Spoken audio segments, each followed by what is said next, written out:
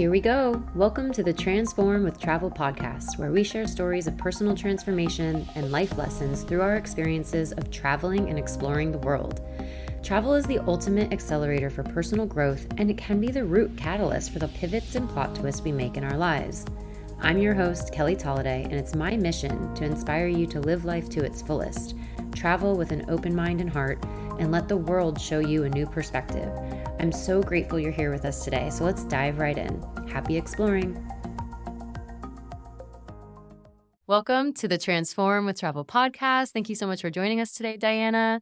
I've got Diana Smith here. She grew up in Northern California on a walnut orchard, so I want to definitely hear more about that. A walnut orchard. Okay, definitely want to hear more about that. And she moved to Newport Beach, California at the age of 18 to go to college, which she ended up dropping out of after a few years to travel the world with her then boyfriend, now husband, Miles, which we will definitely hear more about. She's been married for almost 8 years and have 2 young boys who are 6 and 4. And she lived in San Diego up until a couple years ago and then moved to South Florida where her husband grew up. She homeschools her 2 boys, which allows them the flexibility that they desire as a family to be able to travel and be able to visit both places where they're from. And she's a full-time stay-at-home homeschool mom who loves to bake sourdough bread, and she manages their short-term rental in California. When she's home, it's a goal of hers to have a slow schedule and not jam-packed with lessons, practices, and activities, which I really, really love. I definitely want to get into the slow living aspect of things. But first, I just want to welcome you. Thank you for joining. Thank you so much for having me. So one thing you left out of your bio is that you also love to read books. I do love to read books. And that's how we met, was a mutual friend of ours introduced us and said, hey, my friend Diana's hosting this backyard book club. Do you want to join? And I'm an avid reader, self-proclaimed nerd. I was like, yes, I'm in. A place where I can actually talk about Kelly books. Is one of our best members, I feel like. Yeah. I get the perfect attendance award. And I love that it's not just a book club where, you go and have wine and no one talks about the book. I'm like, no, this is a serious We got to read the books. We've got a printout of questions. Yeah. So I love that. We'll talk about books in a little bit too, because I definitely want to get into that. But first, I would love for you to talk about your experience of that decision of when you had met Miles and you guys decided you want to travel. That was a pretty big decision to decide to drop out of college and be able to go and travel the world. I'd love to hear a little bit about what was going on in your mind at that time and what helped you take the leap. Yeah. Gosh, that's a good question. So Miles and I met, I was 23, he was 21. I was doing kind of like my 6th year of junior college. I was working all along and going to classes. And I just didn't have a ton of direction. I was didn't know what I wanted to do. I kind of thought I'd go into elementary teaching. And then I met Miles and he was very adventurous and I was just seeking some kind of change. I had gotten out of a long-term relationship and I was like, I just want to travel. I don't want to date you. And I kind of told him no. And then he's like, let's travel together. And the next week, we literally bought tickets to Bahamas and spent 2 months there. Yeah. So how did you guys meet? What was he doing out in California if he was from South Florida? Yeah. So he's from South Florida. He moved out at 18 to pursue surfing. And I was working in a little cafe in Newport Beach and he came in and it was literally one of those dumb a rom-com movie. Yeah. That was my whole story too. Totally. So it was locked eyes, yeah. So the rest is history. But yeah, I think I just really craved something different. I grew up in a small town in Northern California on a walnut orchard, which is true. My parents still live there today. How cool. My dad still cares for the walnuts. And nature's been a strong theme in your growing up. Definitely. Yeah. We lived on the outskirts of town in an orchard. And I think out of all my siblings, I'm probably the least naturey. They would probably say, they're probably laughing if they hear this. Yeah. But definitely part of my childhood. Absolutely. So, and it's so special. My parents still live there. We go back very often and I love just being out there and bringing the boys there. So I just craved some excitement, something grand, I think. And it's funny because then once we did start traveling, you realize how sacred home is. So I think my biggest thing is we do love to travel, but I also am a homebody in a lot of ways as well. So it's just a balance that we've kind of found that works for us. So yeah, we started traveling. We moved in together instantly. It just was game on from the start. And then dropped out of college to go travel and live in a van for a year. Wow. Okay. Yeah. So talk a little bit about that decision. When you decided, okay, I'm going to drop out of college. What were your parents thinking at that stage? Were they like, this is a spot on for Diana? This makes sense? Or... I think so. My parents are so cool. They're the most loving and down-to-earth people. And I think they obviously, all parents want, I think they really probably wanted me to finish college, but they also cared more about what I wanted. Yeah. And I think they knew ultimately I had a good head on my shoulders and whatever kind of path I wanted to take. Mm. They actually, it's kind of funny thinking back because I think they were like, who is this young kid? He surfs. Like, what? Because growing up in Northern California, no one surfs. And they just thought he was so strange and like, what? You're going to Bahamas, you're doing this, you're doing that. And I just remember them being like, I don't know if this is the right path with him. And now they like, And now the they joke love him. is they would kick me out of the family and keep him. Isn't that always the case, Yes. right? They're That's probably how maybe. oh my God, my mom within like an hour was like, has he not always been a part of our family? What do you mean? You know? So Totally. yeah, that's awesome. So yeah. So then you guys went to the Bahamas. What brought you all the way from California all the way to the Bahamas for 2 months? And where in the Bahamas were you? We went to a little island called Long Island. Well, Okay. it's actually like the longest island, but it's very small. Yeah. My husband, his dad at the time was running an Airbnb there. So we went to stay there and just kind of be little vagabonds. We did nothing to help at all. The goal was like, oh, we'll help with the Airbnb. We didn't do anything.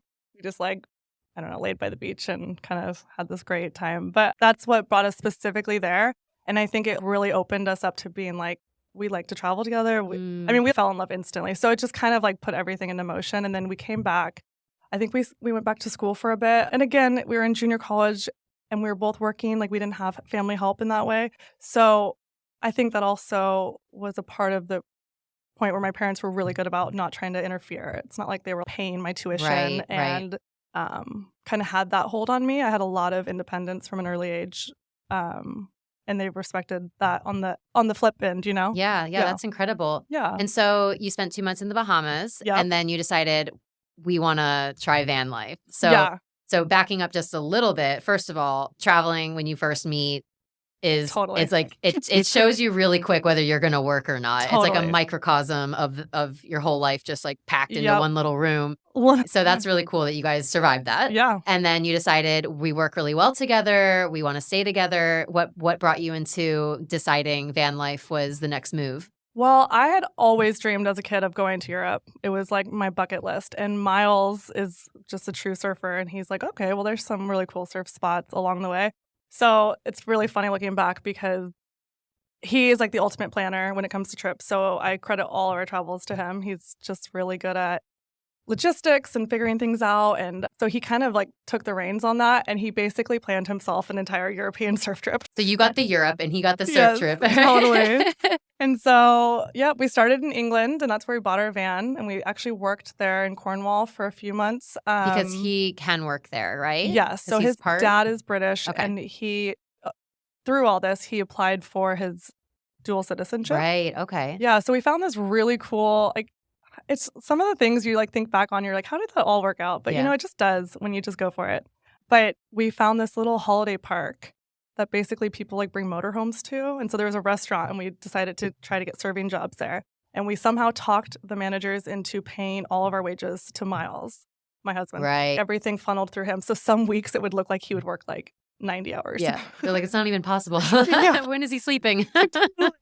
And again, we like did not have a lot of money. So, and the pound at the time was really strong. So it was just really cool to have the opportunity to work for, I think it was like 2.5 months. We kind of hunkered in there. And in Cornwall, there's surfing. So that was really cool. So we did that. And then from there, we went down to France, went to Paris, which was a highlight with the van. It was kind of crazy. Where did you stay with the van? This is back when Instagram wasn't really a thing. Right. And you didn't have any data when you were traveling. Right. So everything was like airplane mode. So we were just talking about this morning. So we had to find these like forums. And we found a forum from like 10 years prior. And a guy said, park by this castle. It's so cool. Like it's like a little hidden secret spot. It's right by the metro. So you can get on easily and explore the city, but leave your van there. And so we actually did. And it was like, I remember taking this photo in our little old van next to just like this castle. But Paris was definitely the hardest part with the van. Yeah. Europe's pretty friendly to vans in general, or like caravanning. But the cities, as anywhere, get tough. Yeah, definitely. And there's different rules and there's different signs in different languages. And you're trying to figure out, can I park here? Can I not park here? Totally. Sydney's kind of the same. If you just go a little bit out of the city, there's loads of free range. But then you have to be just really careful because the fines are just so crazy. What was that like? Being in such tight quarters with each other for so long. And of course, it's not just you two. It's now like the extra quote unquote kids of the surfboards and, Yeah. all the equipment that comes with surfing on top Totally. of all your food and everything. What was that like? It was, I don't know, we've just always kind of existed really well together. So it wasn't, the hardships didn't come from the relation side of traveling, from us relationally. It came from just all the outside stressors that come from, like, again, we didn't have a lot of money, so we were fearful of our van getting broken into or our van breaking down or those kind of things definitely led to the normal stresses of travel. But as far as relationally, like, we felt so safe and happy in our van. That's like the feeling that I remember the most. Like, we were just, because months prior to getting the van, we were living in a hostel and like he was in the boys' quarters, I was in the girls' quarters. It was awful. And then we got our van. It was just our little safe place. And we'd be like, we went all the way down to Morocco. And I remember it was so wild and crazy, but we had our safe little van. Yeah. So it kind of became like a safe haven, if that makes sense. Yeah, 100%. Yeah. I was actually just speaking to somebody on the pod a couple weeks ago, and she also did van life on her own through California. She was going up and down the coast. And she said the same thing. She was like, I felt like it was me and my van against the world. Yeah. Like I was like my little safe space. And we talked a lot about minimalism and just learning like what you need and what you don't need, because there's physically not enough space in the van to make it work. I'm sure that was such a cool experience for you guys to really realize what it really takes, what you really need, Absolutely. That's such a good point. We had so little, but didn't feel like we needed anything. It's like the more you strip away from life, the more you realize the simplicity means more. I don't know. It's like the freedom in it. Absolutely. Yeah. We had a few outfit changes and then a few groceries at a time. You couldn't stock up too much. We just lived simple. And it was awesome. I loved it. And so you guys finished your trip through Europe. Yep. What happened next? How did you guys make the move then to South Florida? So we sold our van in England. And that was like the money we had to come back with. And it was like 4,000 pounds. It was not a lot. Let's start our life. And that was kind of like, and we ended up back in California. That's like where we were based at the time. I started working at the yoga studio that I worked at for years and I did marketing for them. Oh, nice. Yeah. So that was, I didn't realize we had that connection. So you used to work at a yoga studio doing marketing, or were you a teacher as well? I did get my teacher certification. So I do have that. I'm just too shy to ever use it. Oh my gosh, come to class. What are we doing? I know. No, I love yoga. It was a big part of my 20s, I would say. Yeah. And I still love it. Life's busy. Life's busy. Yeah. But yeah, I worked at a yoga studio for like 5 years and I did their marketing and their buying. We had a little storefront. So I did a lot of work with like brands buying for our storefront, which was really cool. And Miles worked in the surf industry. After we get back to California, we both end up in our jobs and kind of just doing normal life, get married, have our son, moved down to San Diego, and then that's where we have our home in Oceanside. And yeah, everything was great. We had our second son, we were super happy. And then 2020, the world, just everything kind of shifted everyone.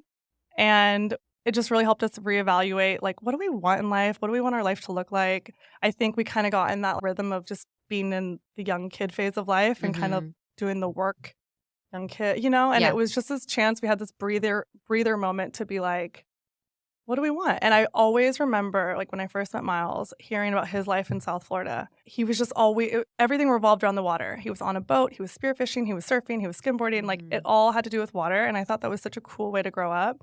And while we lived in San Diego, and we're very close to the beach there as well, it's just not as accessible at all as South Florida water is. I can 100% relate to that. So everyone's like, Sydney, it's the water, it's the beach. I'm like, yeah, but in South Florida, you have the boat. In some cases, at least for me growing up, my friends, we'd have the boat in the backyard, or you just jump out and go on the boat, and that's fine. And Sydney had to like plan for 3 weeks just to get out on the boat and get out on the sea and get in the harbor. And is the water warm there? No, it's freezing. Yeah, it's freezing. So you're not just like hanging out in the ocean. You're out in wetsuits and you're surfing, and that's really it. So yeah, people always just assume, it's the beach, but there's different levels of beach. And when ocean's really important to you and you want to raise your boys with that as well. Like literally in the water. Because we would go to the beach weekly in San Diego with our friend group and we loved it, but you're putting your toes in. You're not like swimming around or snorkeling so seeing our boys snorkel and stuff, it's like the coolest thing to me. But so that happened in 2020. By 2021, we were kind of like, all right, let's try to do this bi-coastal thing. Let's try to hold on to our house here in Oceanside and make it a rental and purchase a home in Florida and kind of do a back and forth kind of schedule. So we did it and it all worked out great. We ended up kind of falling into this home right next to our friend, and it just all worked out. It was so meant to be because it was right before prices of homes just skyrocketed and everything. So it just felt really like, when you make a life decision and then everything falls into place. Yeah, it's like aligned. Yeah. Very aligned move for us. So then we kind of came here and we just never really go back. No, I'm kidding. We actually go back every 3 months, but it's more of like a check-in kind of go back. We definitely prefer currently living here as like our main residence, but the idea is that we can kind of do either. Yeah. That, like you said, that bi-coastal living and be able to give the boys a sense of both. Yeah. You mentioned that you manage the Airbnb out in Oceanside in California. What has that been like for you in terms of just like, I don't know, running a business like that? And I'm sure you learn a lot about people and like the different types of people, different types of travelers. Oh my goodness. What's that been like for you? I would say like the main headline of that job is customer service because you're just dealing with people, and like you said, it's people in travel mode. So you get you get some people who are just so happy. They're on vacation and they're just wonderful and they're happy and grateful.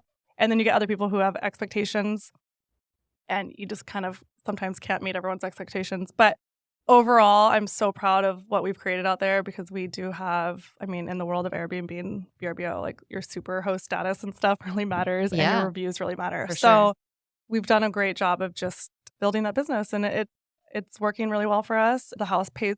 Our goal all along was that the house would just pay for itself and kind of just be like an investment piece in the long run. Yeah. And it's done that and more. So I couldn't be more happy with that. Yeah. And I think I'm very, I don't want to say super sensitive, but I just care a lot about it. And so when I do have a guest that's even like the slightest bit, I'll get like a message. And their time, it may be 11 p.m., but our time, it's like 2 a.m. And I'm like trying to wake up and solve the problem. So it can be a little full-on or hands-on, but other times that you just have like a run of amazing guests who don't need anything from you, and it's just great. That's amazing. And so when you go back to California, do you block out that time for you guys to use the house then? Yeah. So that's like, that's amazing. You can use it when you want and you put it on Airbnb when you don't. Absolutely. What would you say to someone who's considering the option of buying an Airbnb property or perhaps doing what you did, moving somewhere but keeping the house that they're coming from? Yeah. What would you say as like a piece of advice for somebody starting out in Airbnb or the world of short-term rentals? That's a good question. I say definitely go for it. I think it's been extremely fruitful for our family. And honestly, through it, I've learned just so much about like the art of letting go. Before we made this decision, I want to say like 6 months prior to even me getting to that decision, I remember telling my husband like, ew, the thought of someone on my couch, like no way. Yeah. And just like the material side of things, being kind of weird about people being in our home. And I kind of realized like, gosh, I'm holding on so tight to these things that are just like material items. And I could potentially be missing out on just this whole other life. I always say to people, like, we had an amazing life in California. We have a great group of friends, beautiful home, beautiful area. But I feel like our life is just even better here. It's just like sometimes you have to make those risks to find where you're meant to be even more. Yeah. And I think it's just our family just fits here so well right now. And I don't know if that's always going to be the case. But anyways, back to your advice question. I think if you really have it in your heart to do it, you should absolutely do it. Yeah. It's a lot of work. It took like 2 months of just, when you live in a home, you've got stuff everywhere. So it took about 2 months for me to just like whittle away at all of our belongings and make it into a proper Airbnb. And then just kind of let go of like the material possession side of things and realize like things are replaceable. Yeah. If they're not replaceable, if it's an heirloom, put it in a locked closet. I love that you went from van life, having like no possessions, to then being like, not my couch. I know. But it's funny how that happens. It was totally, and I just remember Miles kind of looking at me like, and I think he probably knew I'd like work through it. I just kind of. You need your own little time to get through it. I think one thing that you mentioned when you were talking about traveling was you love the adventure and being able to go out into the world, but you've realized how important having that home base is for you. Yeah. And that's something that I think as you get older, a lot of people start to recognize that having a place to land when you get back and having that like safe space is really important. But particularly for homebodies, my husband, we love to travel the world and go everywhere, but he is definitely a homebody. Like if he could spend all day on a Saturday in his home and just be in the quiet and just, have his own space, it would be the thing that he would love the most.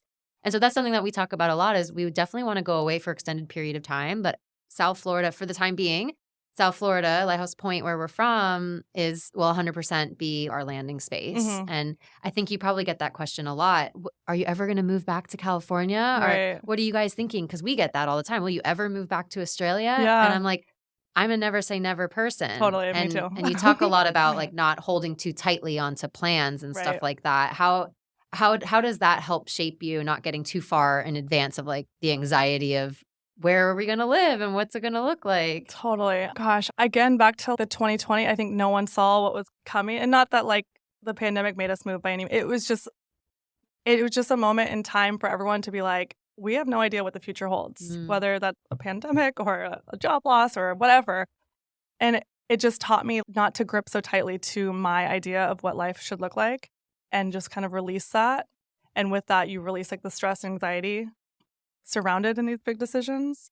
And then I think when you're with a partner you trust, you kind of just are like, where we end up, it's going to be okay. Yeah. You know, I think I learned that a lot through travel as well, that it's the home, it's the actual place of dwelling, but also the people, your children and your husband. And it's like, as long as we're safe and I always say, if I've got one bed that we can all lay in, we're good. We can make anything work. So I hope for more moves and I don't hope for more moves. I'm so happy with where we're at right now, but I'm also saw how wonderful this move was for our family.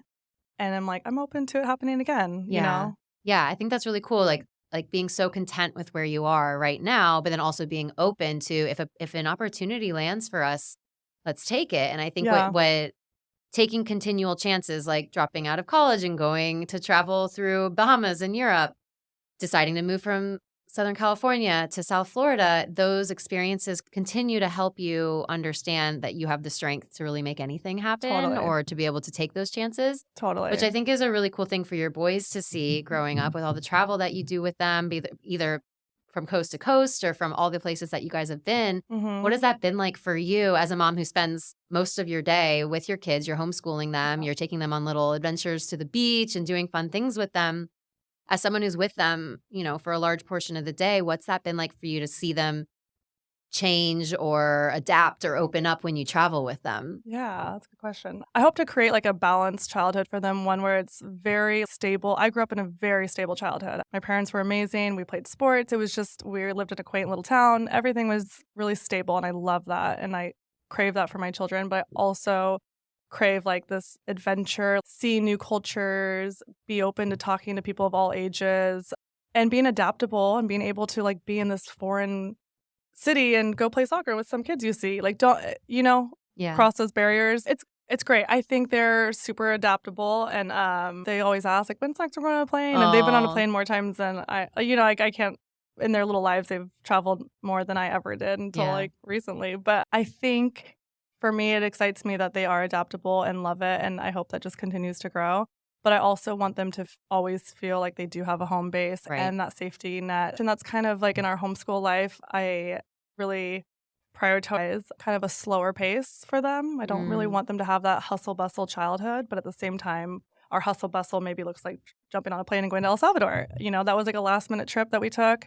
And they're just like, cool, let's go, you know, and loved it. And again, like when the parents are doing it in a peaceful way, it all reflects downward, right? So if we're like kind of crazy about it all, then maybe that feels chaotic to them. But for sure, my husband is so good at just planning trips and making it like just a family experience that I think they love it. I definitely agree with the chaos. When we were on our way to Greece and we had a missed flight, a missed connection, we had to stay somewhere, and like me and Sam are getting frantic, and then the girls are getting frantic, and then it was just this big frantic hurricane. Like it totally gets passed down, and they feel that. So I think and I think the work that you do at home at maintaining that slow schedule helps them be able to, like, they're not frantic all the time, right? Totally. So if they're frantic at home and then frantic while they travel, and it's just constant. Yeah. So at least if they have that balance, and I do think that's something that at least Sam and my husband and I talk about a lot, is how do you maintain, like you said, that stable family community feel at home, but also still get that travel fix, or also still be able to open up the world to them? Because oftentimes we think it's either that's it, we're on the road 24/7, or you're at home and you never leave your hometown. There has to be a way to be able to balance it, and that seems like something you're you and your husband are being really mindful at. Absolutely. I think that's the key to, I think my husband could probably be in full on 24 travel mode and travel all the time. But I definitely bring more that let's also have a home base and like a month of quiet and then an adventure. So I think as a team, we kind of just have found a balance that's working currently. But like with everything, it's currently working. We'll see what even a year looks like from now. I think as our boys continue to grow and get more hobbies and sports and interests, we'll just keep adapting to what the family needs. Yeah, and I think homeschooling probably allows you a lot of that freedom to be able to decide every year we can adapt and change or grow or move. Like that totally opens up the world. It opens up your schedule. It opens up everything. So what was that decision for you and Miles to say, okay, like did your oldest ever go to school or did you say from the beginning we're going to do homeschool? Yeah, so he had a little bit of a preschool in California. And then when we first moved here, we actually put them both in a full-time preschool because we were doing house renovations and stuff. And it just felt like it'd be better for them to be in like a little daycare preschool kind of thing instead of being home. I think all along I knew once actual school started, they were going to be home with us. I don't know. For me, and I don't think there's any right or wrong way to do it. I think everything is family dependent. But for me, I just want them home. It makes sense to do it in the home at this point. It's not to say it's going to stay that way even next year. Like we'll completely adapt. My son really likes to be homeschooled. Sometimes if he's like out of line, I'm like, buddy, do you want to go to school? And he's like, no. So I think having that little preschool and school experience was helpful for him to see just the different ways that it could all work. Right. And right now he loves being home. We love kind of the lifestyle it allows us. But again, we'll always assess it each year, I think. Yeah. I'm not like a diehard, they're going to homeschool for life. But I would love to homeschool them. I look up to a lot of the older homeschool moms on Instagram that have homeschooled their kids all the way through. And I just think their family dynamic is so special. And they've just really held on to that kind of family first mentality and just keeping things slow and special and not rushing through childhood. And that's just something we desire a lot for them. Yeah. And I think also, like you said, family centric and also just kid centric. Like, what does my specific kid need? And that might change from my oldest kid to my youngest kid. Totally. One of my friends, him and his sister were homeschooled. And then they went into school. She would have started high school and he would have started middle school. And he was like, oh, I would have loved this way earlier on. And his sister was like, I probably should have stayed homeschool. Like, I just liked being home, you know? So it's like, it's interesting that to be able to be adaptable per kid too, which in, like you said, no knocking any school systems, any decisions, but in a more traditional school setting, schooling is not as individualized as what you can make it at home. Totally. And you can't necessarily let your kids follow their interests and base their day around their interests. So I think there's such beautiful benefits to both. And I'm glad, and like you said, it works for whatever works for each family. Totally. With this idea of slow living and just keeping things at a slower pace for your boys, how do you think that helps shape them as kids to be able to be grown up and be like growing up in this environment of slower living? You know? I hope there's just a bit of contentness that they find through it. I think, and again, like I had this wonderful childhood, but I had sports lined up like every day of the week. We had practices. I don't know how my parents actually did it. They were like amazing because they're driving 3 kids to different sports every day, sometimes 2 practices a day, picked up from school. So, and I'm not knocking that. That's great. That was a cool childhood. But I think I just desire a bit of a slowdown with them. And of course, we will explore every interest they have. Like you said with the homeschool thing, that's one of the beauties of it. I love that if they're passionate about the subject, we can just go all in. And same with hobbies and sports and activities. But yeah, I think we kind of, as a society, just really rush life. And we always have plans on the books. And I love looking at a week and seeing that it's wide open, you know? And kind of going, maybe we'll just do a park day. Maybe that's all we do on Thursday, and that's awesome. Where other people might look at that and be like, oh, I have nothing going on for my kids. People get anxiety when they're not filling their day up because, at least for me, when I have free time with my kids, I'm like, what am I going to do with you guys? Right. And they're a lot younger, so I feel like they require just so much attention at this age. But yeah, a lot of people get anxiety when they have free time. We see that on retreat a lot. We intentionally bake in a lot of free time in our retreats, and we get some clients or some guests on the retreat be like, what do you mean I have free time? I need to know at 10 a.m. I do this and 11 a.m. do this. I'm like, this is your healing. go Totally. and rest. Yeah. It helps them just be able to, like you said, slow down and be able to choose what you do with your day. A lot of what I think this anxiety that's getting built in kids so young is rushing from one place to the next place to the next place. And I think it's really cool that you're giving them an alternative. And like you Thanks. said, at this age it's working, and maybe at the next stage you might have to adapt and shift. Totally.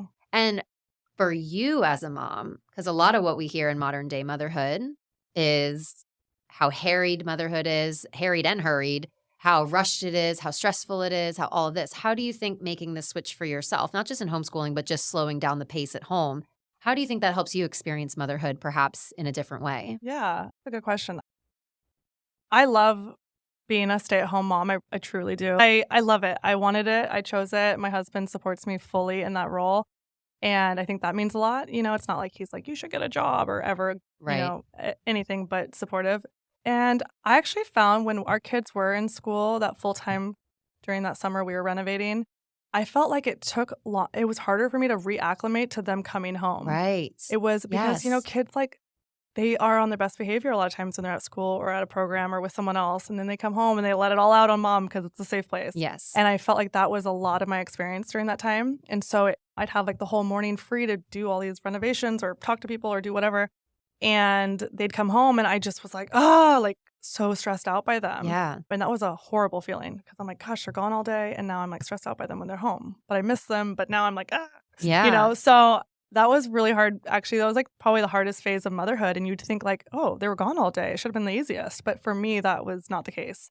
And I'm sure over time, as they grew up, they were young, then it would get better. But I think because we are just all together and we've kind of have our pace, I don't know maybe the right answer for that. No, trust me, I really resonated with that, and I've actually never really heard that put into words, that transition from the kids being at school all day and then coming home. That transition for me is really hard, especially as a Yeah. business owner. It's to be able to put the phone down and actually be with them is really, really hard because I just want to keep working and keep Yeah. getting it done. And then now all of a sudden I have to switch my change of pace to slow down to be present with them.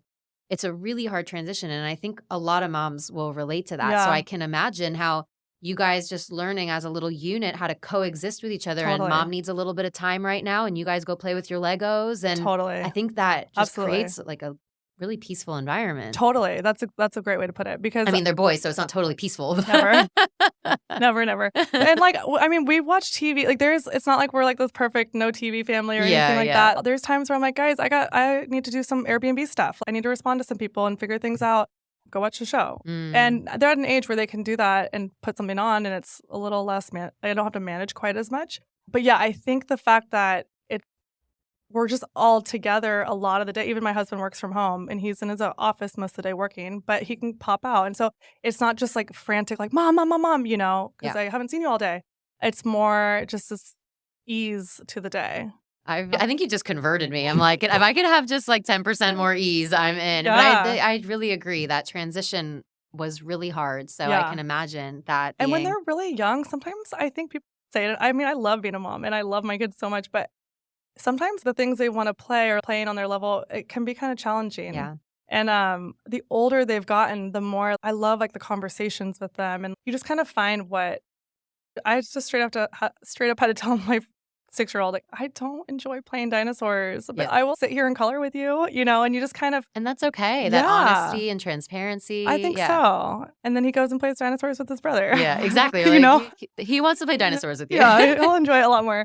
So when you traveled recently to El Salvador, We did, and it was a last-minute trip. What was that like bringing the boys down there and just going down to Central America in general is just a different pace of life. It's a different way of being. You have to be a little bit more careful where you're going and what you're eating and all that kind of stuff. Yeah. What was that like for you bringing your boys? And from my perspective, looking at Instagram, of course, everything is not exactly Instagram versus reality. Yeah, absolutely. But it did seem like really a total embodiment of that slow living and what you guys do at home translated into travel. Yeah, it was one of our best family trips to date. And I don't know that those can always be planned. It just all kind of came together. It was a last minute trip. We had a weekend open and my husband was kind of like, hey, there's great flight deals down to El Salvador. You want to go? And there was a bit of swell coming for him. And we ended up finding an Airbnb that was super affordable, and it was right on the beach where my husband was going to surf. And that was like a really big win for me because a lot of times he like heads out to go surf for a few hours and then comes back and then few hours, right? No, like 6 hours later. We're starving. Yeah. No, so that was like incredible to have him just like literally trot down the stairs and go surf in front of us, and we're like waving They can to watch him and stuff. him. Yeah. So as far as all that goes, it was great. I was a little hesitant. I, growing up in California, never went down to Central America, or that wasn't like, I know a lot of Floridians go down there often, and my husband has gone down quite a bit. So he had been to El Salvador, I think maybe a year or two before, on just a guy's surf trip. But anyways, I was a little worried about the safety aspect of just being with the kids and stuff. But I absolutely loved it. I felt like everyone, I'm sure you notice this when you travel too. I think places get these bad raps, but when you come down to it, people are people, and most people are good. Yeah. You know, you always have like the experiences or hear the stories of this could happen, that could happen. And this could and that could also happen here. Here, absolutely. Probably more likely. Absolutely. I felt safer there than here, Yeah, for sure. yeah. Oh my gosh, that's a good point. Yeah, so everyone was wonderful. We had great food. We never got sick. I'm like a big, I don't want to get like the stomach bug of like, you know, when you travel in Mexico or something, you always get like a day of sickness. Yeah. None of us got that. Amazing. At all. And it's a little scarier with boys, not with boys, but just with young kids, right? Absolutely. You don't want So them to I get got something. really, really sick in Indonesia where I had to go to the hospital. It was really bad. And we're going back to Asia with the girls at the end of the year. And that's my one thing is, if my 1-year-old gets this super dehydrating, throwing up stomach bug, like that's something it's scary. Absolutely. So it's definitely a valid concern. You have to think about where's the closest hospital if something is going to happen. Totally. Like it definitely is something as a mom you have to consider. And totally. And we were like super careful about the water we drank and all of those things. I think you just travel smartly. And things like I left my wedding ring here in Florida. I didn't bring my diamond down there to show to everyone. You know what I mean? Totally. Just you try to be just smart, safe, simple. We don't drink a lot, so it's not like we're like out. I think that's kind of like the scenarios you hear about, like someone out drinking and they got mugged or this or that. So I felt like it was so safe. I would definitely recommend it to other families. It's beautiful definitely culture. On our radar for sure. Yeah. It's on the list, I think. Loved it. Yeah. Highly recommend. Amazing. And it was so easy. It was like a 2-hour flight from here. Like you can't beat that. From Fort Lauderdale. Yeah. Wow. Yeah, I think it was like 2:15. And then what was it like when you landed in San Salvador, correct? Yep. What was that drive like to the area? I think it was how an far hour was and a it? half. Great roads. We rented a car for really low, because we were actually going to go to Puerto Rico. It was like between those two places. And Puerto Rico was just like pricing out so much higher. I mean, a rental car was going to be like $1,000 for like the 4 days we were going to go. Just ridiculous. It's like Costa Rica right now. Like everything's so expensive. But also, I mean, I think we had our rental car and we didn't even have to. We could have taken like a taxi or whatever, but we kind of like to have a mode of transportation. Yeah, for sure. So I think our rental was like $120. Oh my gosh. So, oh my gosh. And like our flights were under 200. Wow. Our Airbnb was like 115 per night. It was stunning. It was incredible. Like, we literally had a beachfront home with a private pool. Yeah. The caretakers lived in the house behind us. It was gated, so it was really protected as well, extra safety. And they lived in the house behind us, and they would like come in every morning. I felt bad. I'm like, you have to do this, but they're like sweeping up after the boys, and they cook food for us if we wanted for like $5 a meal for the whole family. Wow, so you don't even have to leave. Yeah, she's like cooking us plantains freshly. Aww. It was so cool. And what was it like for the boys then when they're watching Dad surf right out front and like they loved it. Had they ever been anywhere like that before? I don't know. Besides maybe like the Bahamas, but I mean Central America is so different. It is so different, and I kept hearing everyone say like, "Ooh, you're gonna like catch the bug." Yeah, and I totally did. I've been like trying to get back there, and Miles keeps checking the surf. Like we're only going if I can surf. Yeah. But yeah, they loved it. I actually a little travel hack that I'm gonna do moving forward. I didn't want to bring iPads or anything. I didn't want that to like take up our day, and I knew there wasn't going to be a lot for us to do. But I brought paint and like a paintbrush, and then we painted rocks for hours each day, and it was so fun. We got better and better. Yeah, it was just like this little tiny paint set that I threw in our travel bag, and yeah, I just wanted it to be simple. We were only there for 4 days, and I just wanted to kind of unplug, and we did just that. It was a great trip. Okay, well, you definitely cemented that. Yeah. El Salvador is on my list. It's going to happen. And so, okay, the very last thing I want to chat about is, so we obviously met through a book club. Mm-hmm. And books have a way of bringing places to life, and they have a way of really inspiring you and sometimes changing your perspective.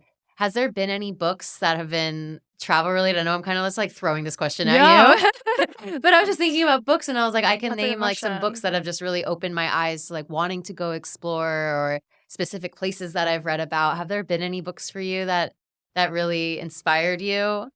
Let's see. I'm currently reading the Court of Thorns series, so I'm like all in fairyland right now. You're in fantasy right now. And I don't really want to go to those places. They're kind of scary. Gosh, I mean, we just read in book club Happy Place, and that's kind of a silly example, but I want to go up to, what was that, Maine? And it sounded amazing, and I was like trying to plan a trip to make, and we just didn't have time in our schedule to make it happen. But that's what I mean. Like sometimes I read books from Elin Hildebrand, which is it's all about the Northeast, and it's all about these tiny, Nantucket, or tiny little beach towns in New York and whatever. And I'm like, that's so different to what I'm used to. That sounds really cool. Like just like opening yourself up to those things. Absolutely. Yeah, I remember I read a book called Shantaram, and it ended up being a Apple TV show, and that book was about this man who. It's a long story. He was a prisoner and he broke out of prison in Australia and then he went all the way to India to start a new life. But that to me was like, wow, I want to go to India. It was so cool. And it was a really crazy book. But I love how books can transport you to different places and different times and really open your eyes and learn so much more about different things around the world. Everyone always knocks Eat, Pray, Love. And I'm sorry. I know you're probably going to tell me that I'm stupid. But I like that book at that time in my life. Because what was it? Like 15 years ago, 10, 15 years ago, maybe 10 years ago? I was like, whoa, it just totally opened my eyes to, wow, this woman can go on her own and do 3 months in different places. Like that long-term travel wasn't even a thing that I ever thought was possible. Totally. So then to Italy, I went to India, I went to Bali. I was like, I'm gonna eat, pray, love my way through my whole life. So and that's before you met your husband? Yes. You did all, that's so cool. Yeah. I did those with my husband. Oh, okay. Yeah, but it was before I read that book before I met him. Right. And but it's just cool how, books can bring people together like we do at book club. Totally. And then also it can open yourself up to, such a big, broad world out there. Totally. I love that. It's the ultimate downtime, and also your mind is still going. I love reading. Absolutely. And I actually fell in love with reading on our van trip because I did not like reading as a kid. I never read any of the books that were required summer reading. Yeah, none of those. I always found the Cliff Notes or something. And it's such a shame I did because I wish I would have now. But when someone's like forcing you to read a book that you're not interested in, it's like forcing a kid to learn something that they're not interested in. It's really hard. You have to have that inner motivation to want to read it. Totally. That's a good point. I really want my 6-year-old to love Return. He's got to find it on his own. But yeah, on the van trip, we just had, because again, we just weren't on our Phones were so different. Yes. Even 10 years ago. Yeah. In such a great way where I wasn't scrolling Instagram. I was sitting on a beach watching my boyfriend surf, and that's when I would pick up books at hostels and stuff, and I would read anything I could get my hands on. Remember the Lance Armstrong book was such a good book to me. There you go.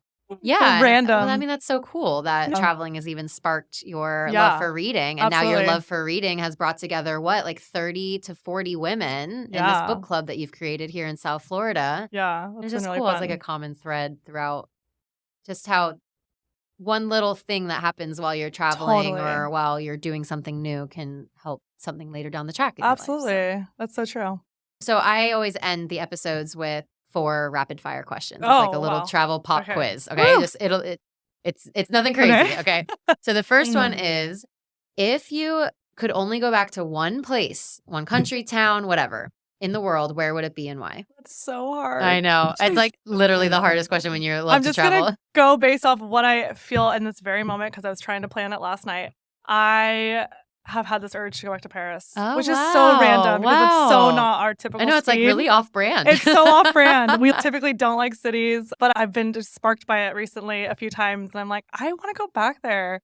But northern Spain will always be a favorite of ours from our time there. I haven't been to northern Spain, and I haven't been to Paris either. So, yeah, I'll put that on the list. Paris is like people either love it or maybe not. From what I've heard. When I was traveling through Europe, I didn't have a lot of money, and I was like, I want to go back to Paris, which I understand there's a whole allure to doing it on the cheap too, because my husband did it.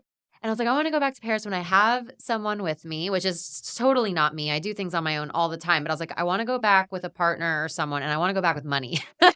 Well, So I've that's got funny. the partner. I'm waiting for the money part. Totally. It's so funny you say that because I was just telling Miles, we went during the van time Yeah. and we were literally dirt poor. Now I feel like going back, we could actually not be in a van. We could be in Right? a hotel. But I think there's something like the memory. I just remember being like traveling through these amazing cities through Europe and like grabbing a baguette and some cheese and sitting Yeah. on the Oh my side of the gosh. road. There's something like So about the cool. grit of traveling like that is Totally. really cool too. So Absolutely. yeah. I wouldn't Okay, trade number it. 2 is what's next on your bucket list? We really want to travel in a van in Australia. So I'm going to Oh have to my pick God, your brain yes. a lot with that one. I think, and I actually want to ask you, sorry to go way off topic It's here, okay. about how I noticed you plan out your year before. So it's something we're trying to get good at. We're not planners, but we have all these places we want to go. And I'm like, I time is know. just fleeting. Let's go.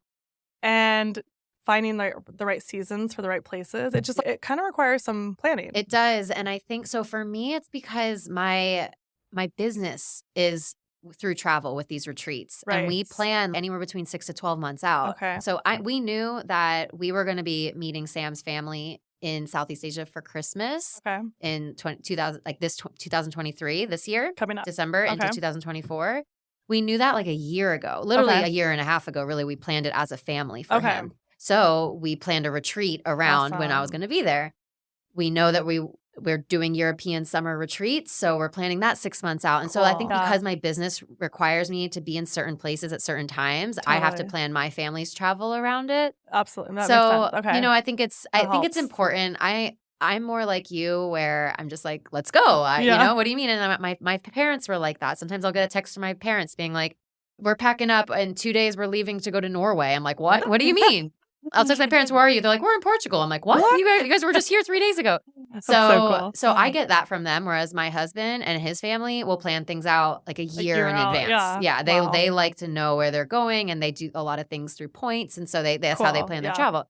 So yeah, like you said, planning around seasons and kind of knowing pivotal points in your year. Do you have weddings? Do you have certain things that you know? Totally. And then like shaping it Finding around those that. little Yeah. spots that are open. Yeah. Yeah.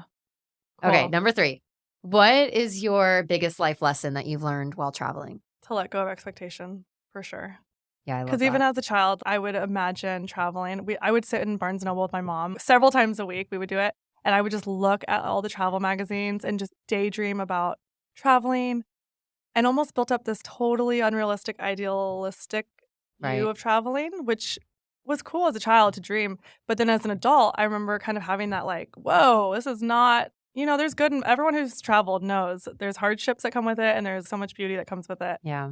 And I think that was like a big lesson for me to not have these high expectations, but just let it all unfold. Yeah, because life doesn't just automatically get better because you've escaped to another country. No. Whatever you're dealing with at Totally. home comes with you for most part. And also, this country that you're visiting is its own world as well. They have their own ups and Totally. downs. It's not just some Instagram thing. And I think Instagram and social Totally. media have been amazing because they've opened up our eyes to so many new places. But it's also furthered this expectation Oh, that absolutely. I remember Sam and I went to Siem Reap in Cambodia, and we were going to see Angkor Wat, and we are going to do Angkor Wat, the big temple system there, and we were going to see it as the sunrise comes up. That's like the most famous. Okay. It's like the famous picture. And Sam had this picture of this beautiful sunrise from whatever 5 or 6 years prior. And I was like, I want that picture because we were travel blogging at the time. I was like, I Yep. need that picture. Yep. So we get there, we wake up at 4:30, we get there, it's cloudy, it's raining, there's thousands of people, and I was like all pissed off. I'm like, Totally. "Ugh, I didn't get the picture. This sucks. Totally. This was awful." And Sam's like, "Do you realize how many filters I put on that picture to make that look good?" He's like, "Are you really going to be angry about this right Yeah. now?" And it just totally made me be like, wait a minute. I have my priorities all messed up. Totally. How we just like want something because of Instagram or there's this expectation. And Oh my gosh. yeah. That actually, when we first started, we had a blog way back in the day, Acres to Sea. Love it. Acres Shout because out. the orchard, and then sea because Miles grew up in the sea. And we were trying to like do travel blogging, and we realized so quickly that how much it took away the joy of us actually traveling because we were trying to manufacture a lot of this stuff. And it made me also realize like stop idealizing these people who are doing it because the reality is they're going back to their hotel and they're like blog. So that was kind of like we'd take pictures and we do all these things and then we had like go back and write about it and do the back end. And I'm like, no, I don't want to do this. I just want Yes. to keep exploring and doing stuff. So sometimes we were like, oh, we should have kept at that. That was pretty cool. But then I think we live in this world with Instagram and everything where we can idealize everything, and reality is still reality. And like you said, I love that you said, whatever you're dealing with here, you're going to deal with there. Mhm. That's a huge life lesson. And that's like kind of with even moving to a new place. If you're in a good place with your family and you move somewhere else, you're going to be probably in a good place with, again, you know, but if you're not, then you might not be. And that's all like the inner work, right? Yeah, absolutely. And I mean, travel definitely helps highlight that for you while you're away. Yeah. But if you're dealing with something pretty heavy and you try to travel to escape that, Totally. it sometimes gets amplified or triggered or it can make Totally. things worse. So It's so true. that's a whole nother That's a podcast. whole Okay, It's number so 4. true. Okay, Yep, number 4. Sorry. Number 4 is if you could give one piece of advice to someone who's just starting out or just going on their first adventure or planning for it, what would it be? Oh boy, this might not be the popular answer. Well, I just love that I got to do it with my husband. And literally, I look at him as a best friend. We are just been friends from the start. And I'm so thankful to do that with him. But I don't want to say that to everyone, because if you're like badass and traveling on your own, that's so cool. I wasn't that person ever. I wish I kind of was at one point, but I just wasn't. It just really taught us how it just meant, not to feel like cheesy, but how like meant for each other we were. It really shapes you, you know? Yeah, absolutely. I think I'm sure that's you I realize think that's that a too. huge piece of advice is don't be afraid to go on that adventure with somebody that you just met. Yeah, You know, totally. say yes. Like if you feel, I mean, obviously be smart. Like maybe do a little background check on this person, make sure that that person's safe and whatever. That was huge for me. I surveyed probably like 45, 50 people. Like, should I go back to Europe to meet this man I only knew for 2 days? Wow. 99% of the people said no. Wait, was this Sam? Yes. Oh, Yes. my gosh, I love that. And 99% of the people are like, No. he's probably a serial killer. No, don't go back. What are you talking about? Totally. But there was just, my parents felt okay about it. His parents felt okay about it. We felt, it was just, we had to kind of like tune out a lot and just of say it. yes. And we went for it. And here we are. Totally. And it's a really similar story to you Yeah. guys, is just going on that adventure with that Totally. person. So Not being afraid to just go for it. Yeah. Yeah. taking chances. Yep. There we go. Well, thank you so much. For people who want to connect with you online, where's the best place for them to connect, follow, say hi? I just have a personal Instagram. I just share family stuff and travel. But it's the Smiths. Yep. You can link it. I'll link it in the show notes. And then your sourdough bread, you share that with local South Florida community, right? Or do you ship that as well? I ship that as well, yeah. Amazing. So I do ship sourdough starters for anyone who wants to start making sourdough. The dough co? Yeah, dough co. Yeah. Yeah. So cute. Well, thank you so much. This was Thank fun. you. This is so fun. Thanks for tuning in to another episode of the Transform with Travel podcast. Don't forget to hit subscribe so you never miss an episode of inspiration, adventure, and exploration. If you felt inspired by this episode, please rate and review in whatever streaming app you're listening from. This allows us to spread the word even more and continue to serve up weekly doses of adventure. As always, we'd love if you could share the episode with someone in your life who you think will benefit from this conversation. Thanks so much for listening. This is your reminder to get out there and keep on exploring.